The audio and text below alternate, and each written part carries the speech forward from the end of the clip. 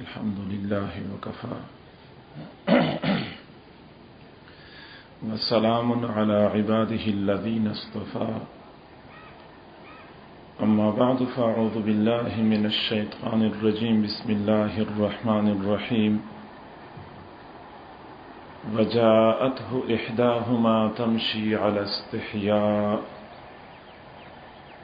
وعن عبد الله بن مسعود رضي الله تعالى عنه قال قال رسول الله صلى الله عليه وسلم استحيوا من الله حق الحياء قلنا إنا نستحيي والحمد لله قال إنه ليس ذاك إنما الحياء من الله حق الحياء أن تحفظ الرأس وما وعى والبطن وما حوى ولتذكر الموت والبلا فمن أراد الآخرة ترك زينة الدنيا فمن فعل ذلك فقد استحيا من الله حق الحياء أو كما قال عليه الصلاة والسلام سبحان ربك رب العزة عما يصفون وسلام على المرسلين والحمد لله رب العالمين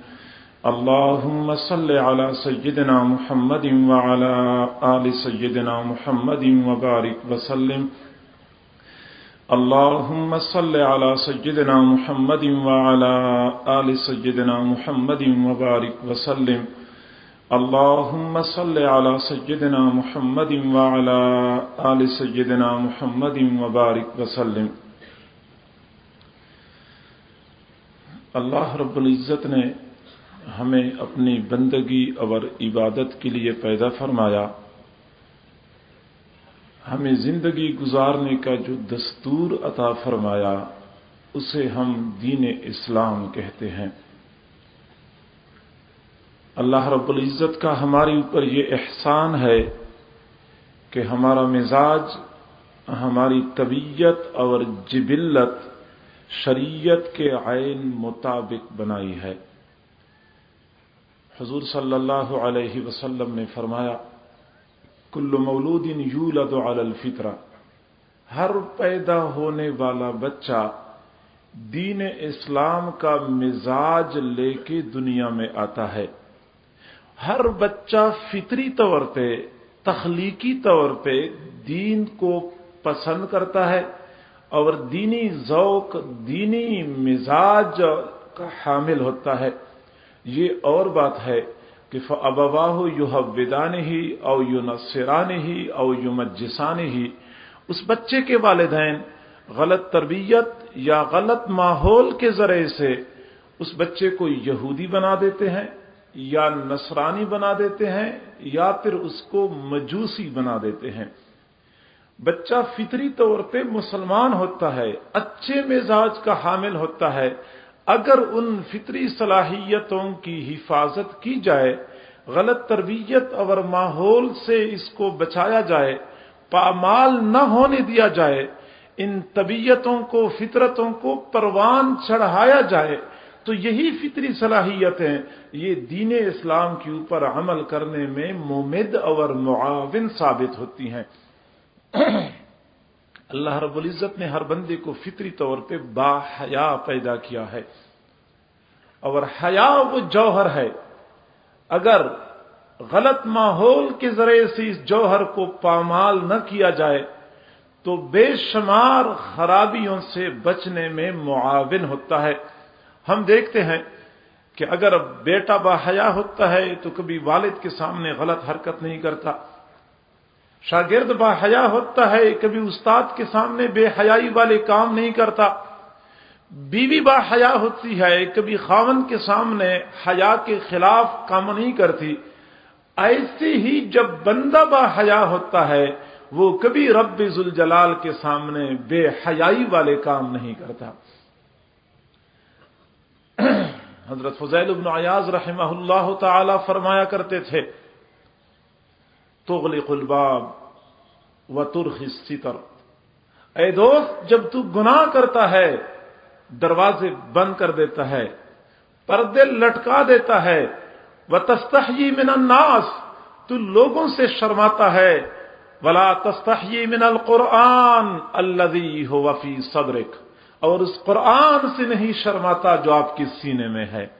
آپ کے سینے میں پورا قرآن ہے، آدھا قرآن ہے، آپ کے سینے میں قرآن کی ایک سورت ہے، سورت فاتحہ ہے، سورت اخلاص ہے۔ دنیا سے چھپ چھپ کے گناہ کرنے والے اس قرآن سے نہیں شرماتے جو سینے میں ہے۔ ولا تستحیی من الجلیل الذی لا تخفی علیہ خافیہ، اور اس عظیم پروردگار سے نہیں شرماتا جس پروردگار پہ بندے کا کوئی عمل مخفی نہیں ہے۔ تو اگر بندہ باحیا ہوتا ہے تو رب ذوالجلال کے سامنے کبھی غلط حرکت نہیں کرتا۔ حیا کسی کہتے ہیں انقباض النفس عن القبائح وترکها لذلك، بندہ کوئی بھی برا کام دیکھتا ہے، کوئی قبیح حرکت دیکھتا ہے، قبیح عمل دیکھتا ہے، طبیعت کے اوپر انقباض والی کیفیت طاری ہو جاتی ہے، اس کو حیا کہتے ہیں۔ بندہ غلط کرے پھر بھی طبیعت میں تنگی محسوس کرتا ہے، کسی کو غلط کرتا ہوا دیکھتا ہے پھر بھی طبیعت میں تنگی محسوس کرتا ہے، اس کو حیا کہتے ہیں۔ اور یہ حیا یہ ایمان کا جز بتایا گیا ہے۔ حضور صلی اللہ علیہ وسلم نے فرمایا الحیاء من الایمان، حیا ایمان کا جز ہے۔ اور جب بندے کے اندر سے حیا کا یہ جوہر ختم ہو جائے، بندہ شتر بے مہار کی طرح آزاد ہو جاتا ہے، جو جی میں آتا ہے وہ کر گزرتا ہے۔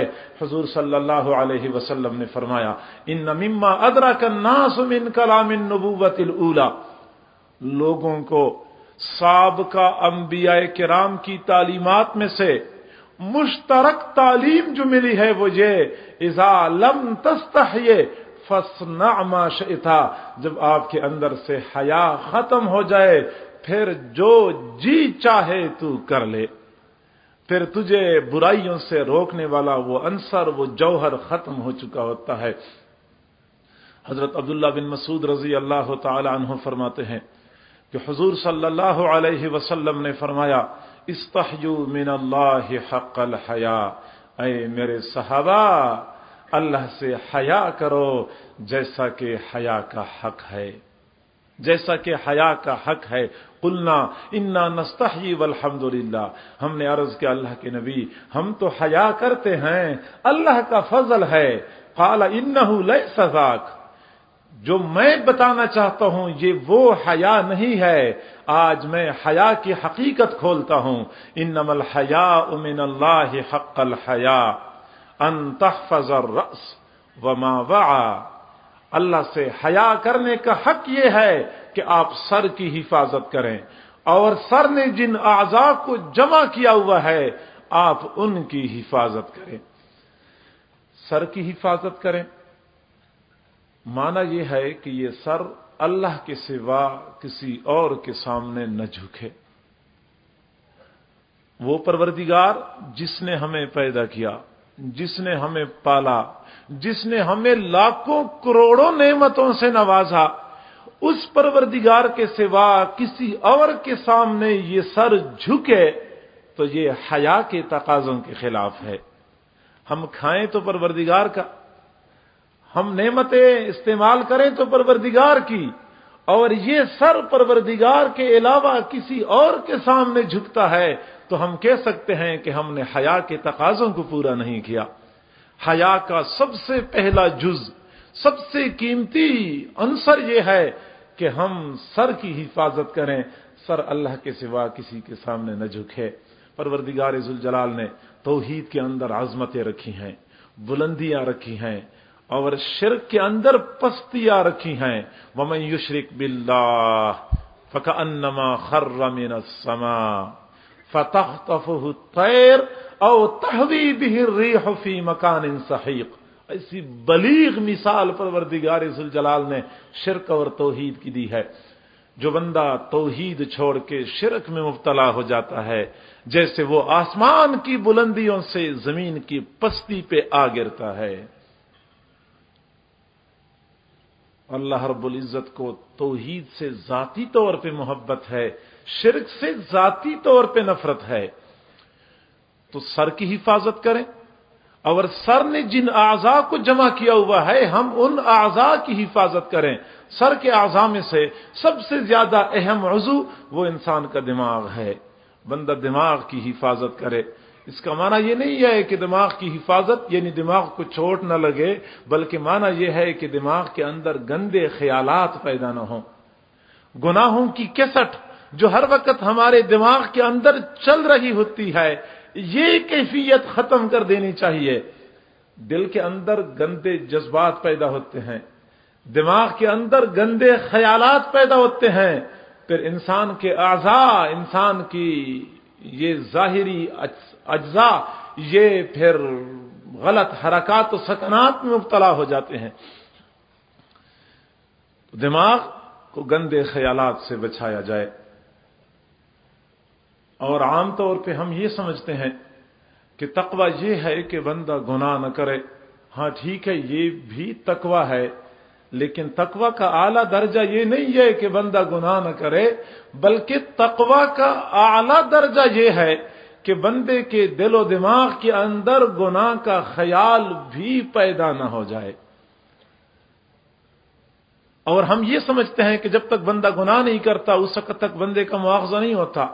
नहीं, बल्कि हकीकत यह है कि अगर कोई बंदा जानबूझ के दिमाग में गुनाहों के ख्यालात लाता है, इसके ऊपर भी बंदे का बाकायदा मुआखजा किया जाएगा। परवरदिगार ज़ुल जलाल ने जहां मुजरिमीन की सजाओं का तज़किरा फरमाया है, उसमें एक सजा ये भी बयान फरमाई है, युसब्बु मिन फ़ौक़ि रुऊसिहिमुल हमीम, इनके सरों के ऊपर गर्म खोलता हुआ पानी डाला जाएगा। सर के ऊपर गर्म खोलता हुआ पानी इसलिए डाला जाएगा कि सर में दिमाग होता है, दिमाग गंदे ख्यालात का मरकज होता है। सजा दी जाएगी, गर्म पानी इसके ऊपर बहाया जाएगा। परवरदिगार ज़ुल जलाल ने फरमाया, वअलमू अन्नल्लाह यअलमु मा फी अनफुसिकुम फहज़रू, जान लो अल्लाह ताला वो सब कुछ जानता है जो आपके सीनों में है।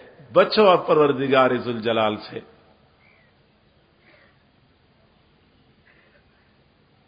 तो हमें चाहिए कि जहां हम जाहिरी आज़ा को गुनाहों से बचाते हैं, शरीयत की खिलाफ वर्जी से बचाते हैं, वहां हमारे दिलो दिमाग के ख्यालात और जज्बात ऐसे साफ सुथरे हों कि क़यामत के दिन परवरदिगार ज़ुल जलाल हमारा मुआखज़ा न करे। यअलमु खाइनतल अयुन व मा तुख्फी सुदूर, अल्लाह ताला आंखों की खियानत भी जानता है। सीनों के अंदर जो छुपे ख्यालात और जज्बात होते हैं, परवरदिगार ज़ुल जलाल वो भी जानता है।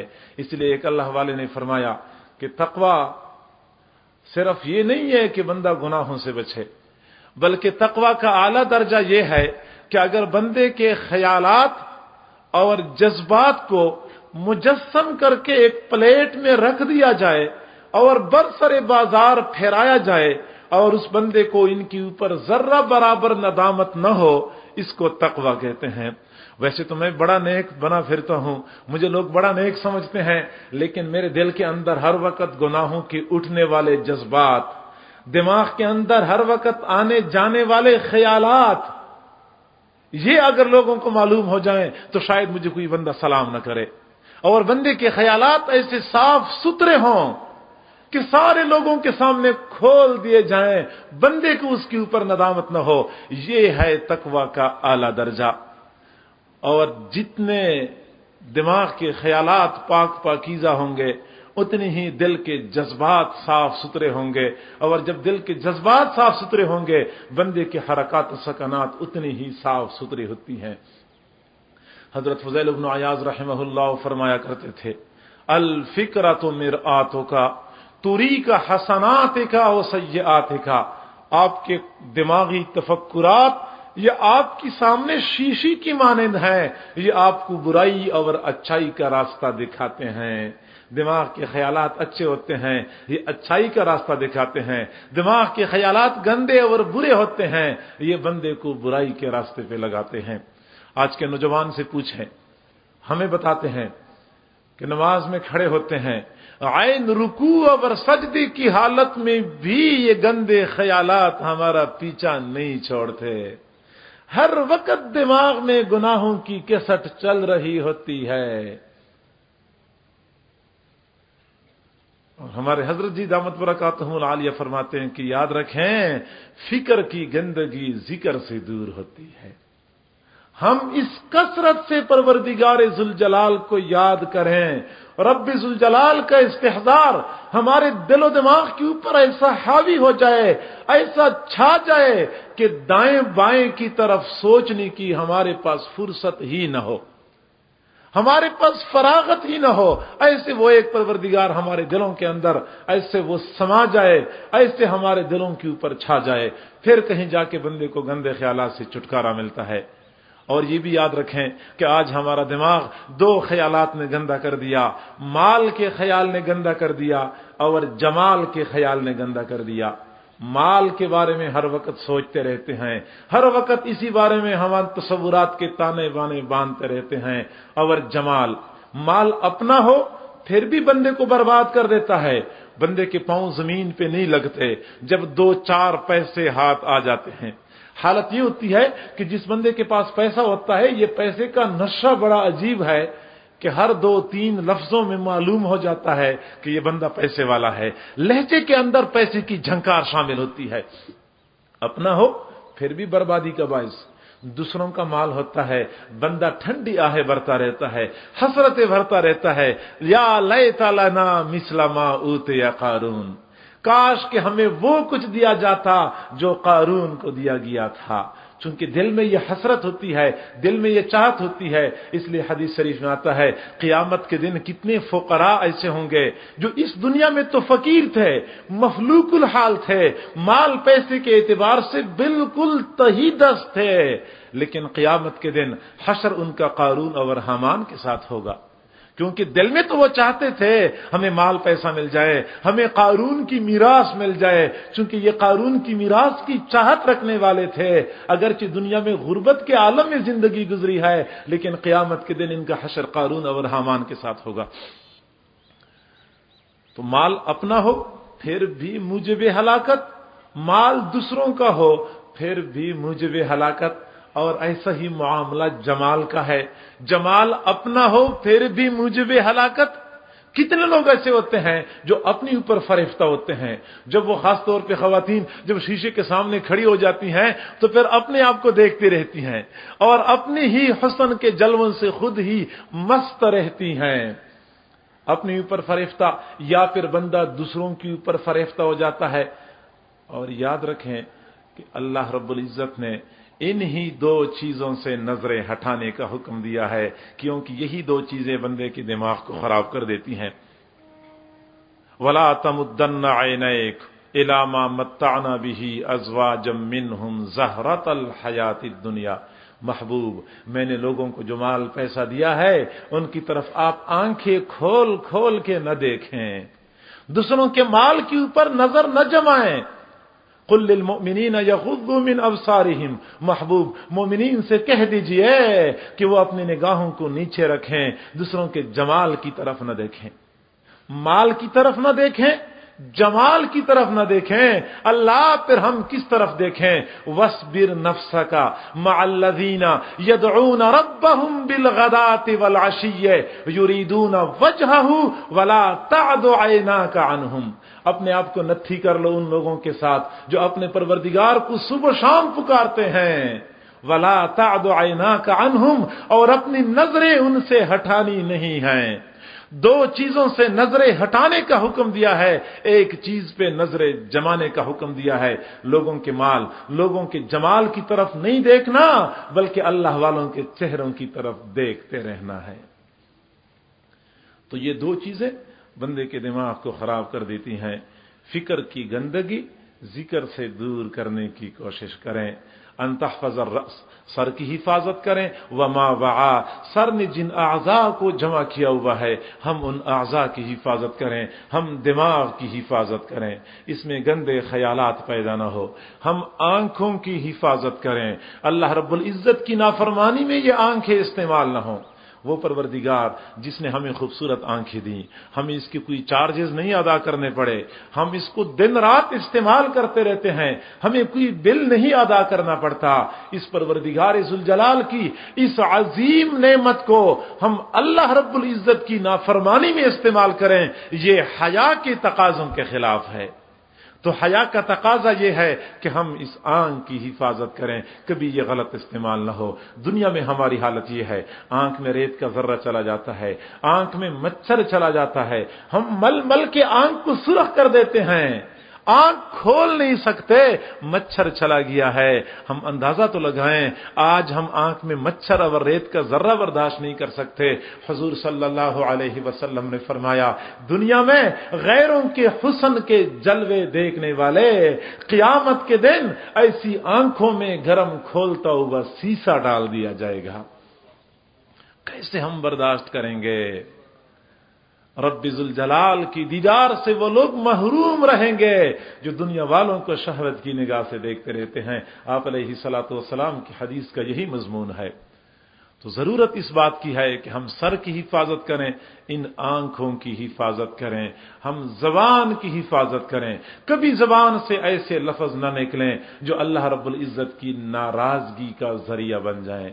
ہم نے اپنی زبانوں کو بے لگام چھوڑا ہوا ہے، کینچی کی طرح ہم اپنی زبانوں کو استعمال کرتے رہتے ہیں، لوگوں کا دل دکھاتے ہیں، اور صرف یہ نہیں کہ دل دکھانے پہ اکتفا کرتے ہیں بلکہ بعد میں تذکری بھی کرتے رہتے ہیں کہ پھر آپ نے دیکھا نہیں، میں نے اس کو ایسا جواب دیا کہ اس کو جلا کے رکھ دیا۔ جی ہاں، آج تو آپ زبان کو اس طرح استعمال کرتے ہیں، لوگوں کے دلوں کو جلائے رکھتے ہیں، لیکن آپ یہ بھول گئے ہیں کہ مرنے کے بعد بھی رب ذوالجلال نے جلانے کا انتظام کیا ہوا ہے۔ آج مسلمان بھائیوں کے دلوں کو جلانے والوں، یاد رکھیں رب ذوالجلال نے قیامت کے دن جو جلانے کا انتظام کیا ہوا ہے وہ ہماری برداشت سے باہر ہے۔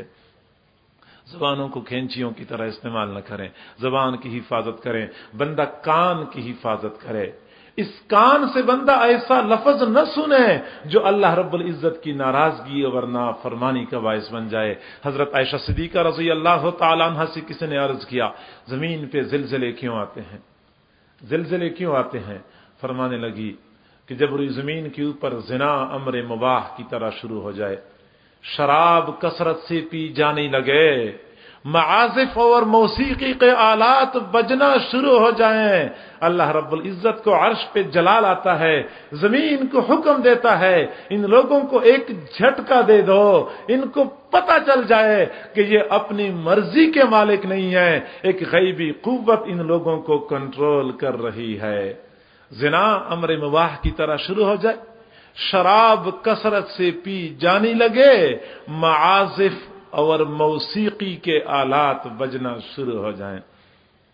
ایک وقت تھا رات کے آخری پہر، جب کوئی بندہ گھر سے نکلتا تھا، ہر گھر سے قرآن پاک کی تلاوت کی آوازیں آ رہی ہوتی تھی، ہر گھر سے قرآن کی تلاوت کی آوازیں آ رہی ہوتی تھی۔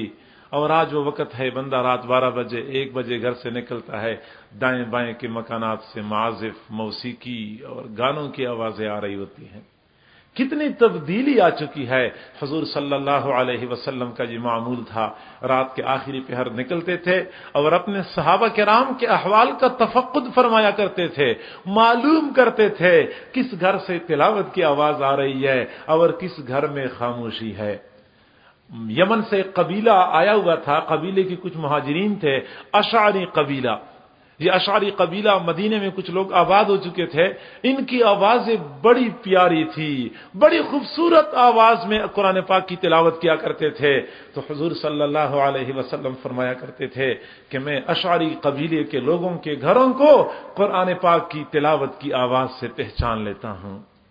جب قرآن کی تلاوت کی آواز سنتا ہوں میں سمجھتا ہوں کہ اس گھر میں کوئی اشعری قبیلے کا بندہ ہے۔ اور بہت بڑے صحابی تھے اشعری قبیلے کے، حضرت ابو موسیٰ اشعری رضی اللہ تعالیٰ عنہ، وہ بھی قرآن پاک کی تلاوت کیا کرتے تھے۔ عجیب سوز اور درد تھا ان کی تلاوت میں. رات کے آخری پہر تہجد کی نماز کے لیے اپنے گھر کے صحن میں کھڑے تھے, قرآن پاک کی تلاوت کر رہے تھے. آپ صلی اللہ علیہ وسلم گلی میں سے گزر رہے تھے. ابو موسیٰ اشعری کی تلاوت کی آواز کان میں پڑتی ہے. آپ علیہ الصلوۃ والسلام کے قدم رکتے ہیں. وہ گھر میں تلاوت کر رہے ہیں, حضور تلاوت سن رہے ہیں. دیر تک یہ سلسلہ چلتا رہا. فجر کی اذان ہو گئی. ابو موسیٰ اشعری نے تلاوت موقوف کر لی. حضور صلی اللہ علیہ وسلم مسجد نبوی میں تشریف لے گئے. فجر کی نماز کے بعد آپ علیہ الصلوۃ والسلام نے فرمایا, ابو موسیٰ, رات کے آخری پہر آپ اپنے گھر میں قرآن پاک کی تلاوت کر رہے تھے, میں گلی میں کھڑا ہو کے آپ کی تلاوت سن رہا تھا. حضرت ابو موسیٰ اشعری نے عرض کیا, اللہ کے نبی, اگر مجھے پتا ہوتا کہ گلی میں کھڑے ہو کے آپ میری تلاوت سن رہے ہیں, لحبرتہ لک تحبیرا, میں آپ کے لیے اور زیادہ مزین کر کے قرآن پڑھ لیتا.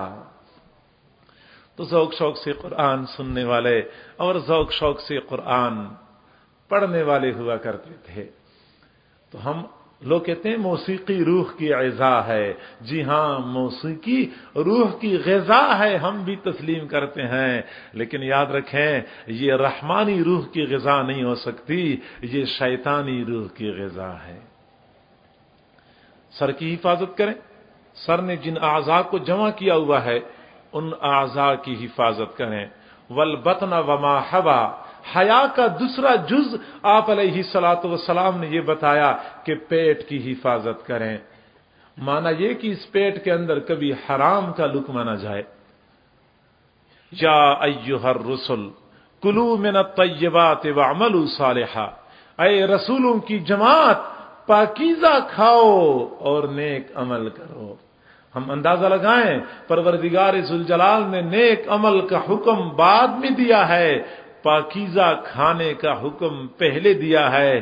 سمجھانا مقصود ہے, پیٹ کے اندر حلال کا لقمہ جائے گا, نیک عمل کی توفیق ملے گی. اگر لقمہ حلال کا نہیں جائے گا, نیک عمل کی توفیق ہرگز نہیں ملے گی. تو نیک عمل کا حکم بعد میں, پاکیزہ کھانے کا حکم پہلے دیا ہے. اور یہ بات یاد رکھیں کہ حرام کے لقمے سے ملنے والی قوت اور توانائی کبھی تہجد کی نماز پہ صرف نہیں ہو سکتی. حرام کے لقمے سے ملنے والی طاقت یہ کبھی قرآن پاک کی تلاوت پہ صرف نہیں ہو سکتی. یہ حرام کے لقمے سے ملنے والی قوت یہ بندے کو ہزار حرام کاموں پہ لگا دیتی ہے.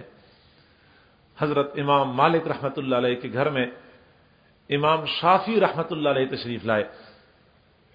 چونکہ امام شافعی رحمت اللہ علیہ وقت کے بڑے امام تھے, اگرچہ امام مالک کے شاگرد تھے. امام مالک رحمت اللہ علیہ نے اپنی بیٹیوں سے رات کے وقت فرمایا کہ وقت کے بہت بڑے امام, بہت بڑے محدث اور فقیہ میرے گھر میں تشریف لائے ہیں, ان کا اکرام بھی کرنا ہے, خدمت کرنی ہے.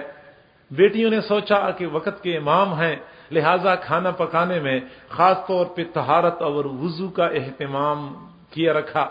ذکر فکر کے ساتھ کھانا پکایا, کیونکہ اللہ والے ایسے کھانے کو پسند کرتے ہیں. عشاء کے وقت کوئی 5-7 بندوں کا کھانا امام شافعی رحمت اللہ علیہ کے حوالے کر دیا کہ امام مالک کے حوالے کر دیا کہ یہ مہمان تک پہنچائیں. مہمان خانے میں ٹہرے ہوئے تھے. امام مالک رحمت اللہ علیہ نے مہمان کے سامنے وہ 5-7 بندوں کا کھانا رکھ لیا.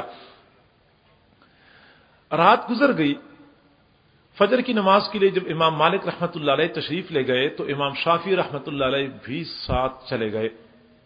بیٹیوں نے سوچا کہ مہمان خانہ تو اس وقت خالی ہے, ہم صفائی کر لیں, ذرا ترتیب بنا دیں. جب وہ مہمان خانے میں آئی تو کیا دیکھتی ہیں کہ برتنوں میں جو کھانا رکھا گیا تھا وہ سارا کے سارا کھانا ختم ہو چکا ہے. حیران ہو گئی کہ ہمیں تو والد نے کہا بڑا اللہ والا, بڑا نیک متقی بندہ, ایک بندے نے 5-7 بندوں کا کھانا سارا کھا لیا. دوسری طرف جب دیکھا تو عشاء کے وقت جو وضو کرنے کے لیے لوٹا رکھا ہوا تھا وہ لوٹا ویسی کی ویسی ہی بھرا ہوا تھا.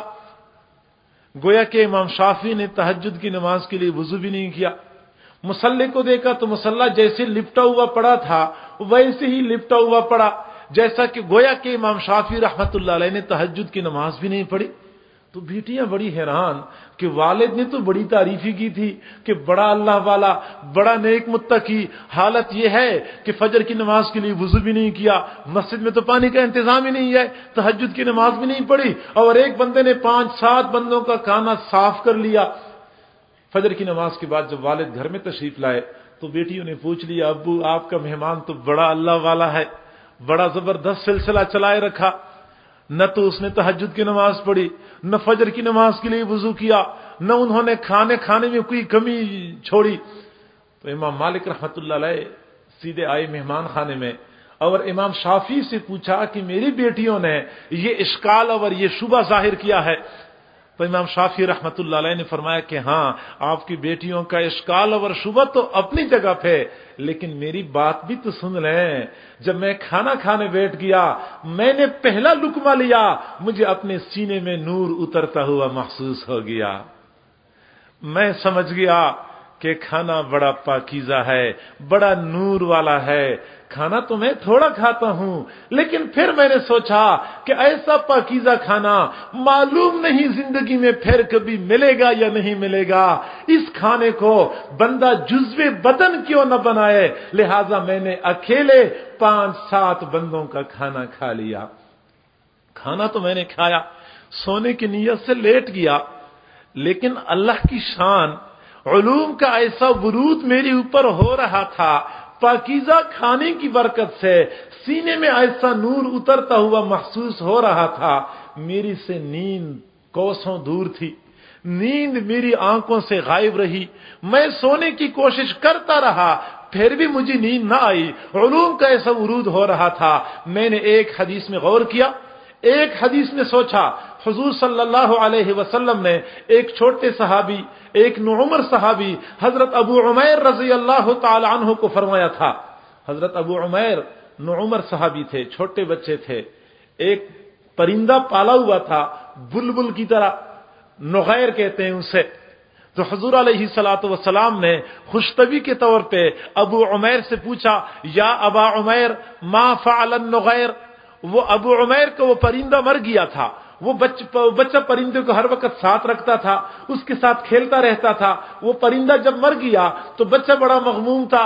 तो आप अलैहिस्सलातु वस्सलाम ने फरमाया, या अबा उमैर मा फ़अलन नुगैर, आए अबू उमैर आपकी बुलबुल ने क्या किया, गोया कि आपकी बुलबुल ने आपका साथ छोड़ा। इमाम शाफी रहमतुल्लाह अलैह फरमाते हैं कि मैं इस एक हदीस में गौर करता रहा, उलूम का ऐसा वरूद मेरे ऊपर हो रहा था कि इस हदीस से मैंने 150 मसाइल का इस्तिंबात कर लिया।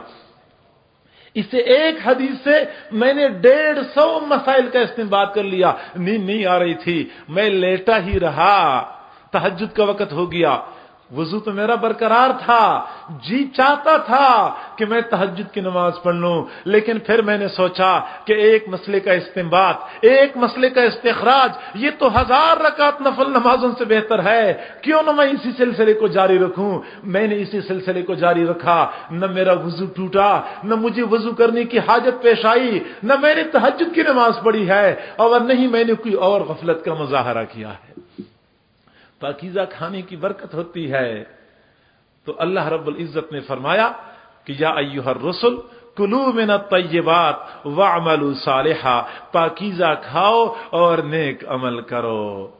हराम का लुकमा बंदे को 1000 हराम कामों पे लगाए रखते हैं। आप लोगों ने कभी गौर किया है कि एक बंदा जो शादीशुदा होता है, बीवी शक्ल की अच्छी, अकल की अच्छी, फरमान बरदार ताबेदार होती है, इस बंदे की जिनसी जरूरत अपने घर में पूरी होती है, लेकिन इसके बावजूद भी वो घर से बाहर दाएं बाएं देख रहा होता है, कभी इधर भागता है, कभी इधर भागता है, कभी उधर से जरूरत पूरी करने की कोशिश करता है, कभी इधर जा रहा होता है।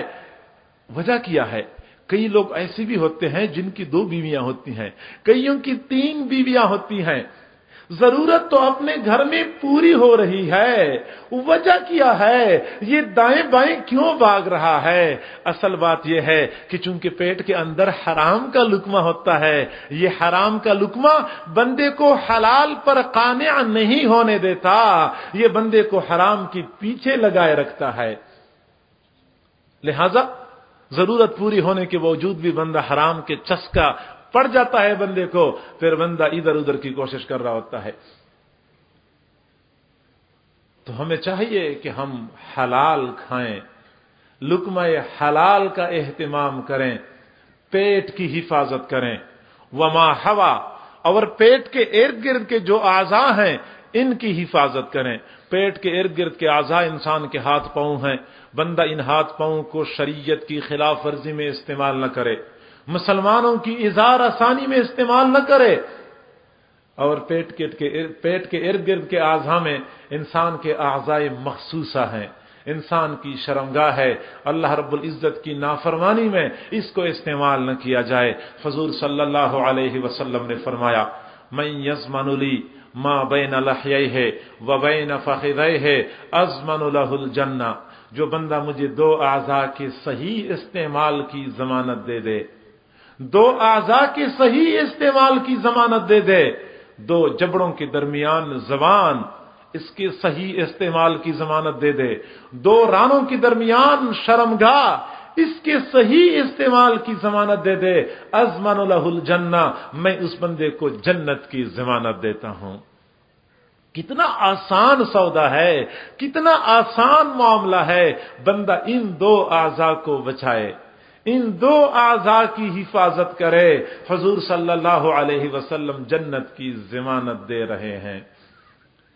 تو آپ علیہ الصلوۃ والسلام نے حیا کا پہلا جز تو یہ بتایا، ان تحفظ الرأس وما وعى، سر کی حفاظت کریں، سر نے جن اعضاء کو جمع کیا ہوا ہے ان اعضاء کی حفاظت کریں، والبطن وما حوى، پیٹ کی حفاظت کریں، پیٹ کے ارد گرد کے جو اعضاء ہیں بندہ ان اعضاء کی حفاظت کرے، ولتذکر الموت والبلا، حیا کا اگلا جوہر یہ ہے، حیا کا اگلا جز یہ ہے کہ بندہ موت کو یاد کرے، موت کے بعد بوسیدہ ہونے کو یاد کر لے۔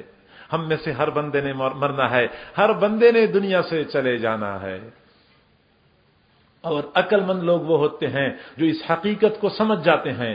حضور صلی اللہ علیہ وسلم سے پوچھا گیا، اللہ کے نبی سب سے زیادہ سمجھدار لوگ کون ہیں؟ آپ علیہ الصلوۃ والسلام نے فرمایا، اکثرہم ذکرا للموت واکثرہم استعدادا للموت، موت کو کثرت سے یاد کرنے والے، موت کے لیے زیادہ تیاری کرنے والے، یہ زیادہ سمجھدار لوگ ہوتے ہیں۔ اور آپ صلی اللہ علیہ وسلم نے فرمایا، تم میں سے کوئی بندہ روزانہ بلا ناغہ 20 مرتبہ اپنی موت کو یاد کرتا ہے، اگرچہ اس کو موت اپنے بستر پہ آتی ہے، لیکن قیامت کے دن پروردگار ذوالجلال ایسے بندے کو شہداء کی صف میں کھڑا کر دے گا۔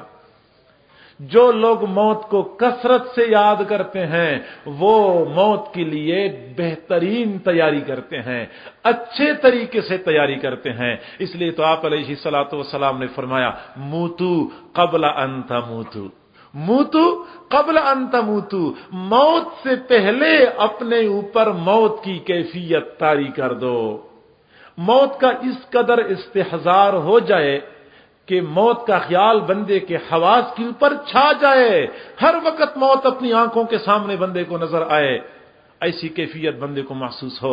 حضرت حسن بصری رحمت اللہ علیہ جب دنیا سے تشریف لے گئے، کسی نے غیبی آواز سنی، آج آخرت کا حزن و ملال دنیا سے رخصت ہو گیا۔ کسی نے عرض کیا، حضرت جو کیفیت آپ کی ہے، حضرت آپ کا کیا حال ہے؟ پوچھا آپ کا کیا حال ہے؟ فرمانے لگے، میں آپ کو اپنا حال ایک مثال کے ذریعے سے سمجھاتا ہوں۔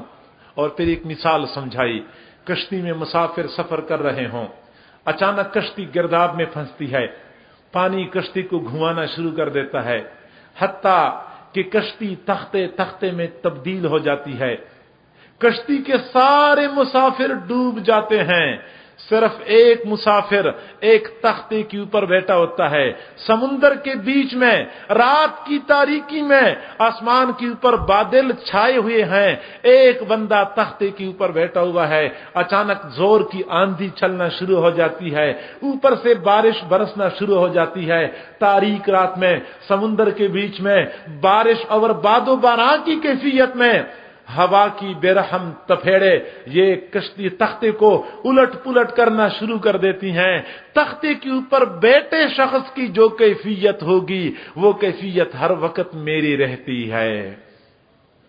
جیسے یہ بندہ اپنی موت کو اپنی آنکھوں کے سامنے دیکھ رہا ہے، ایسے ہی میں ہر وقت اپنی موت کو مستحضر دیکھ رہا ہوتا ہوں۔ وَلْتَذْكُرِ الْمَوْتَ وَالْبِلَى، موت کو یاد کرو، موت کے بعد بوسیدہ ہونے کو یاد کر لو۔ فرش مخمل پہ او سونے والو، قبر میں جا کے سونا پڑے گا۔ فرش مخمل پہ او سونے والو، قبر میں جا کے سونا پڑے گا۔ اپنے اعمال کا جائزہ لو، ورنہ محشر میں رونا پڑے گا۔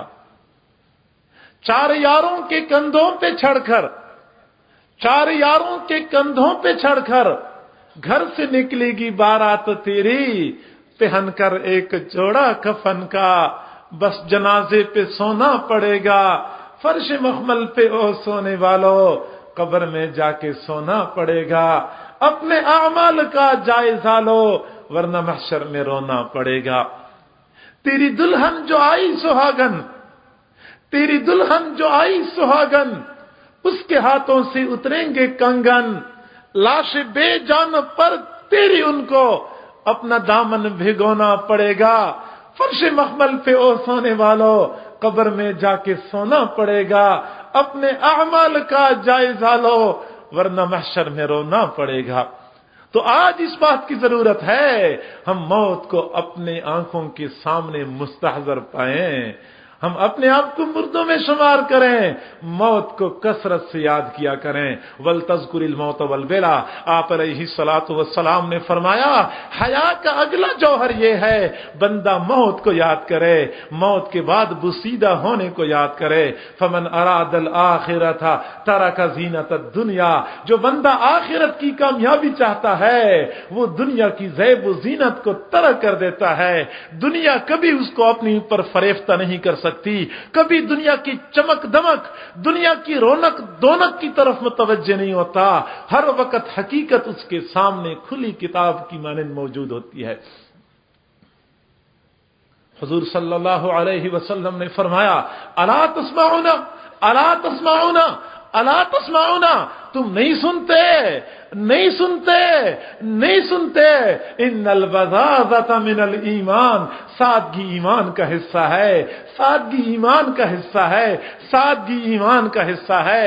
اے دنیا کی زیب و زینت کے اوپر فریفتہ ہونے والو، ہم حضور علیہ الصلوۃ والسلام کی اس فرمان پہ غور کریں، وہ فرماتے ہیں سادگی ایمان کا حصہ ہے۔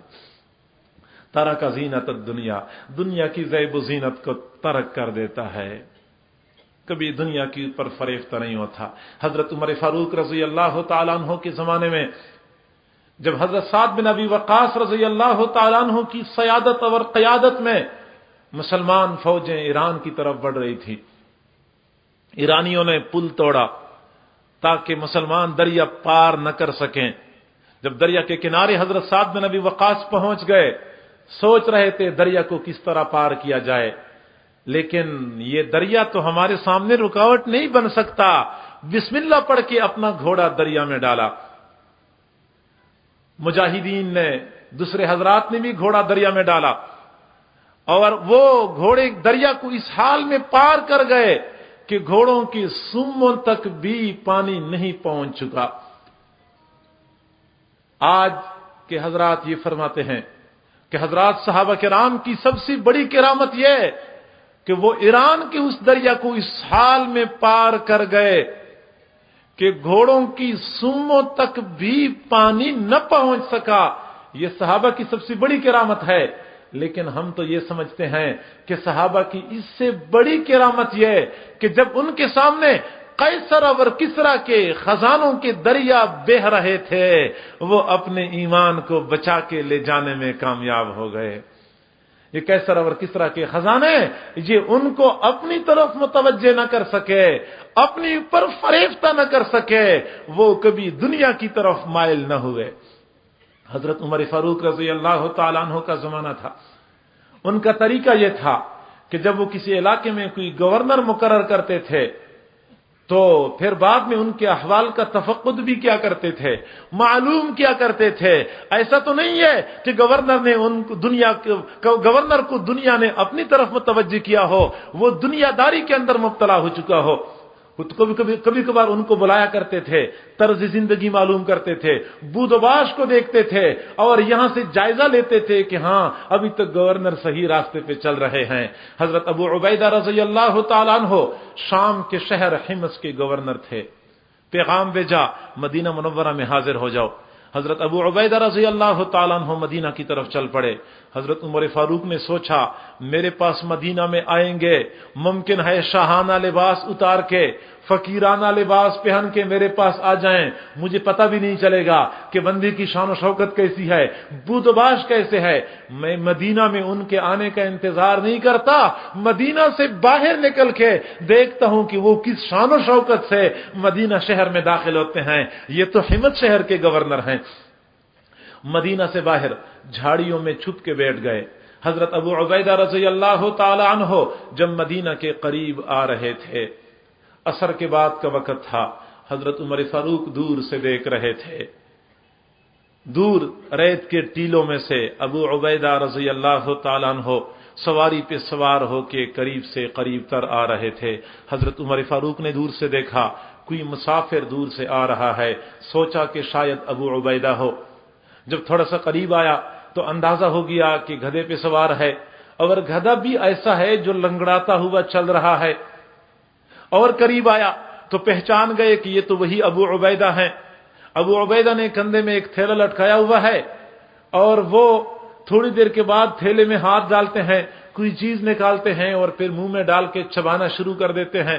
جب وہ قریب آئے تو حضرت عمر فاروق نے دیکھ لیا وہی پٹھا پرانا لباس ہے، مدینہ سے بھیجتے وقت جو لباس پہنا ہوا تھا آج بھی وہی لباس پہنا ہوا ہے۔ گدھا ہے، لنگڑاتا ہوا آ رہا ہے۔ قریب آئے، سلام کیا، مصافحہ کیا، ملاقات ہو گئی۔ حضرت عمر فاروق نے پوچھا ابو عبیدہ آپ کسی گھوڑے پہ سوار ہو کے سفر کر لیتے؟ امیر المؤمنین ذاتی گھوڑا تو میرا موجود نہیں ہے، بیت المال کے گھوڑے پہ سفر کرنا میں جائز نہیں سمجھتا، ویسے بھی میرا اتنا وزن نہیں ہے، یہ گھوڑا بڑے آرام سے، یہ گدھا بڑے آرام سے میرے وزن کو اٹھا لیتا ہے۔ حضرت عمر فاروق نے اگلا سوال یہ پوچھا کہ آپ نے تھیلے کے اندر کیا ڈالا ہوا ہے؟ خیال یہ تھا شاید کوئی پستہ، کوئی بادام، کوئی خشک میوے ہوں گے جو چبا رہے ہوں گے اور کھا رہے ہوں گے۔ حضرت ابو عبیدہ نے عرض کیا امیر المؤمنین حمص شہر سے چلتے وقت نقد مال پیسہ تو میرے پاس تھا نہیں، میرے پاس روٹی کے خشک ٹکڑے تھے، تیلے میں ڈالے، تھوڑی دیر بعد ایک ٹکڑا نکالتا ہوں، منہ میں چباتا ہوں، پانی پی لیتا ہوں، مزے سے اپنا سفر طے کرتا رہتا ہوں۔ عمر فاروق مطمئن ہو گئے، ان کو واپس بھیج دیا۔ چند دنوں کے بعد سوچا کہ میں حمص شہر جا کے ابو عبیدہ کے حالات معلوم کر لوں۔ بھیس بدل کے، شکل و صورت تبدیل کر کے حضرت عمر فاروق حمص شہر میں پہنچ گئے۔ حمص شہر میں لوگوں سے پوچھا کہ یہاں کے گورنر کہاں رہتے ہیں؟ لوگوں نے جواب دیا کہ ہمارے گورنر شہر میں تو نہیں رہتے، اس نے شہر سے باہر ایک جھونپڑی بنائی ہوئی ہے، وہ تو اس جھونپڑی میں رہا کرتے ہیں۔ عمر فاروق مطمئن ہو گئے، الحمدللہ شہر میں نہیں رہتے، کسی کوٹھی کسی بنگلے میں نہیں رہتے، وہ جھونپڑی میں رہتے ہیں۔ لوگوں سے پوچھا جھونپڑی کی طرف جانے والا راستہ کون سا ہے؟ لوگوں نے جانے والا راستہ بتا دیا۔ حضرت عمر فاروق رضی اللہ تعالیٰ عنہ اسی راستے پہ چلتے ہوئے جا رہے تھے۔ مغرب کی بات کا وقت تھا، اندھیرا پھیل چکا تھا، شہر سے دور باہر ایک جھونپڑی کے پاس عمر فاروق پہنچ گئے۔ سمجھ گئے یہ ابو عبیدہ بن الجراح کی جھونپڑی ہے۔ دور کھڑے ہو کے حضرت عمر فاروق نے آواز لگائی ابو عبیدہ۔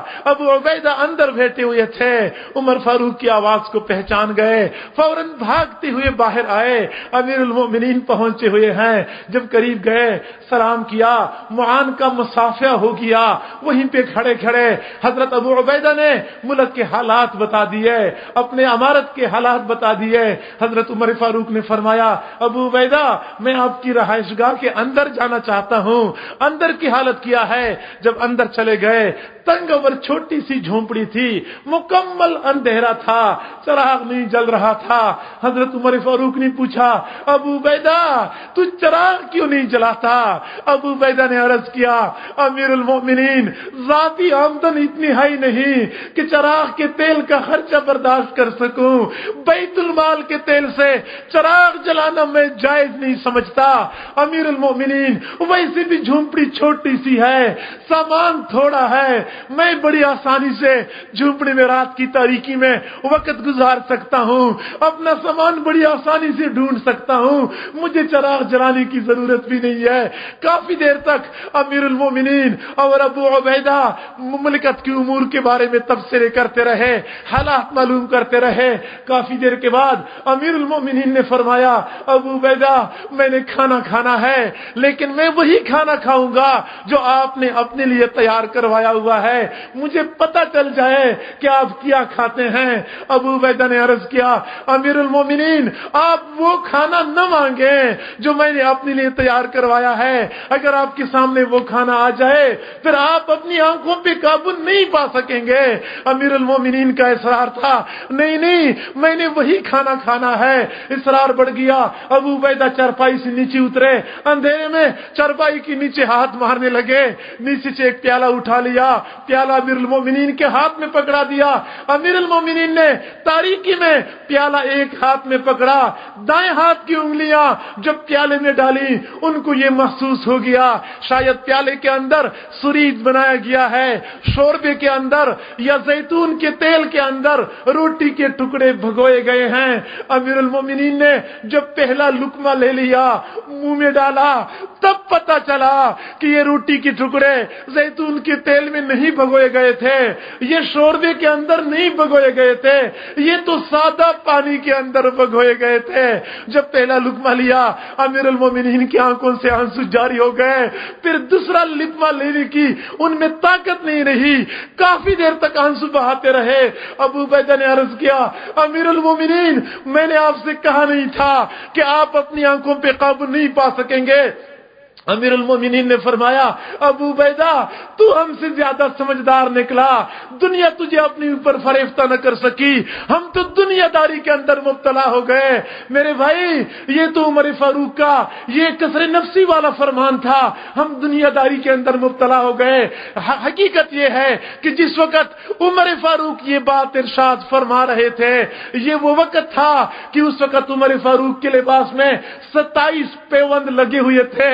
وہ فرما رہے تھے ہم تو دنیا داری کے اندر مبتلا ہو گئے. ہم اندازہ تو لگائیں کہ جس امیر المومنین کے کپڑوں میں 27 پیوند لگے ہوئے ہوں, وہ کہتا ہے میں دنیا داری کے اندر مبتلا ہو چکا ہوں.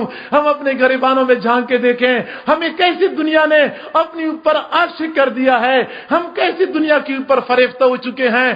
تو حضور صلی اللہ علیہ وسلم نے حیا کی یہ 4 جوہر بتا دیے, اور پھر آخر میں فرمایا فمن فعل ذلك فقد استحیا من اللہ حق الحیا, جس نے یہ کام کر لیے اس نے حیا کا حق ادا کر دیا. ہمیں چاہیے ہم ایک باحیا مسلمان کی طرح زندگی گزارا کریں, جہاں ہم دنیا والوں سے حیا کرتے ہیں وہاں ہم پروردگار ذوالجلال سے بھی حیا کرنے والے بن جائیں. حیا کے تقاضوں کے خلاف ہے کہ اس پروردگار نے ہمارے لیے جنتیں تیار کر رکھی ہیں, ہمارے سے اپنی دیدار کا وعدہ کیا ہوا ہے. ہم رب ذوالجلال کی دیدار کے بدلے, رب ذوالجلال کی ان لازوال نعمتوں کے بدلے دنیا کی فانی نعمتوں کے اوپر فریفتہ ہوتے ہیں. یہ حیا کے تقاضوں کے خلاف ہے. ہمیں حیا سے بھرپور زندگی گزارنی چاہیے. اللہ تعالی ہمیں سمجھنے اور عمل کرنے کی توفیق عطا فرمائے. وآخر دعوانا ان الحمد للہ رب العالمین. سب حضرات تھوڑی دیر کے لیے مراقبہ کریں, پھر اس کے بعد ہم دعا کریں گے. اپنی آنکھوں کو بند کر لیں, اپنے سروں کو جھکا لیں. یہ تصور کریں کہ اللہ تعالیٰ کی طرف سے انوارات آ رہے ہیں, میرے دل میں سما رہے ہیں, میرے دل کی ظلمت اور سیاہی دور ہو رہی ہے, میرا دل خوشی کی حالت میں کہہ رہا ہے اللہ اللہ اللہ۔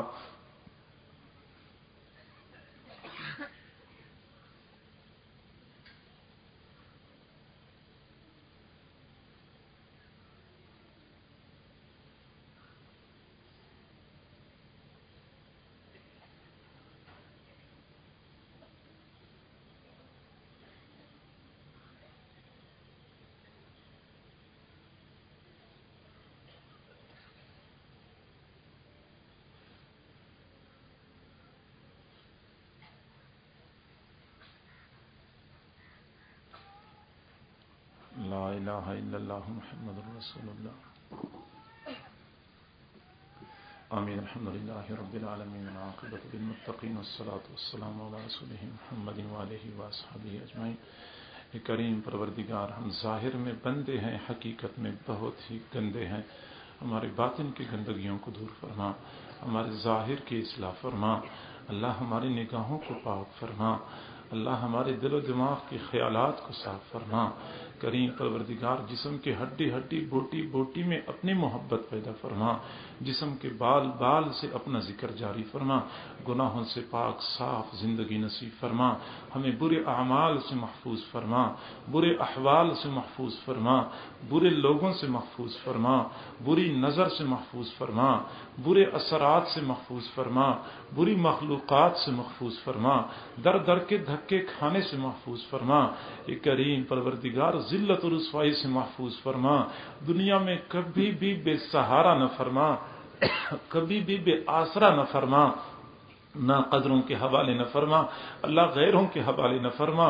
اے کریم پروردگار، اپنی محبت اپنی معرفت نصیب فرما۔ اے اللہ، دنیا اور آخرت کی خوشیاں عطا فرما، ہماری جان مال کی حفاظت فرما، عزت آبرو کی حفاظت فرما، اہل و عیال کی حفاظت فرما، اللہ ہمارے ایمان کی حفاظت فرما۔ اللہ فتنوں کا زمانہ ہے، ایمان بچانا مشکل ہو گیا ہے، ہماری ایمان کی حفاظت فرما دیجئے، ہمارا آخر خاتمہ بالخیر کر دیجئے۔ کریم پروردگار، ہمیں صحیح معنوں میں مسلمان بننے کی توفیق عطا فرما۔ الہی، باحیا زندگی نصیب فرما، حیا سے بھرپور زندگی نصیب فرما۔ کریم پروردگار، ہمیں دوسرے مسلمان بھائیوں کے لیے، دوسرے انسانوں کے لیے راحتوں کا ذریعہ بنا، اللہ زحمتوں کا ذریعہ نہ بنا، پریشانیوں کا ذریعہ نہ بنا۔